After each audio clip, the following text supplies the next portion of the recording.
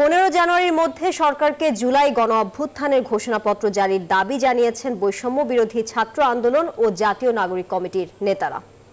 কেন্দ্রীয় শহীদ মিনারে March for ইউনিটিতে হাজার হাজার নেতাকর্মীর সমাবেশে খুনিদের বিচার হওয়ার আগ পর্যন্ত মাঠ না ছাড়ার ঘোষণাও দেন নেতারা। এ সময় গণহত্যাকারী শেখ হাসিনার ফাঁসির দাবি জানান তারা।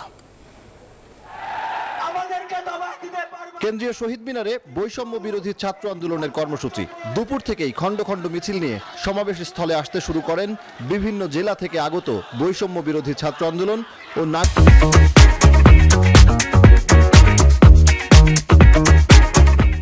নাগরিক কমিটির নেতাকর্মীরা। অংশ নেন জুলাই অভ্যুত্থানে আহত ও নিহতদের স্বজনেরা। অন্তর্বর্তী সরকার গঠনের 4 মাস পরও হত্যাকারীদের বিচার না হওয়ায় ক্ষোভ জানান তারা।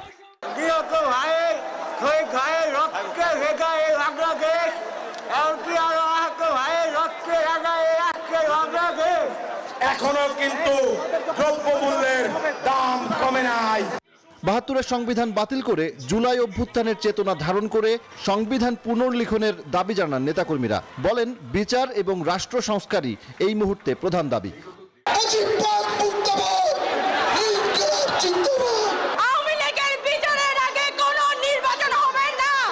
ঘোষণাপত্রে জুলাই অভ্যুত্থানের ন্যায্যতার ভিত্তির গুরুত্ব দেয়া না হলে সেই ঘোষণা ছাত্র জনতা মেনে নেবে না বলেও উল্লেখ করেন নেতারা। বলেন, দ্রুত ফ্যাসিবাদী ব্যবস্থা বাতিল না করলে ছাত্র জনতাই সিদ্ধান্ত নেবে। জুলাই বিপ্লবের ঘোষণাপত্রের সাথে সাথে আমাদের অধিকারও লাগবে। নতুন সংবিধান নির্বাচিত প্রতিনিধিদের মাধ্যমেই হবে। আমাদের সামনে এখনো খুনিরা, খুনিদের দোসররা এখন উন্মুক্তভাবে চলাফেরা করে। এ সময় 15 জানুয়ারির মধ্যে সরকারকে জুলাই গণ অভ্যুত্থানের ঘোষণাপত্র জারি করার আহ্বান জানান বৈষম্য বিরোধী ছাত্র আন্দোলন ও জাতীয় নাগরিক কমিটির নেতারা।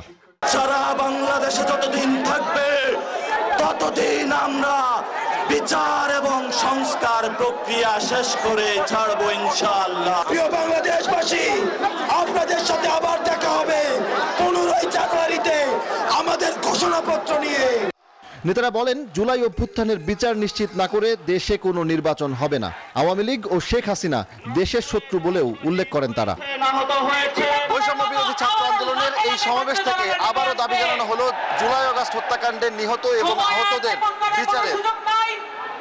দাবি জানানো হলো 72-এর সংবিধান বাতিল করে জুলাই আগস্টের অভ্যুত্থানের চেতনা ধারণ করে সংবিধান পুনর্লেখন। সজল দাস, নিউজ 24, ঢাকা।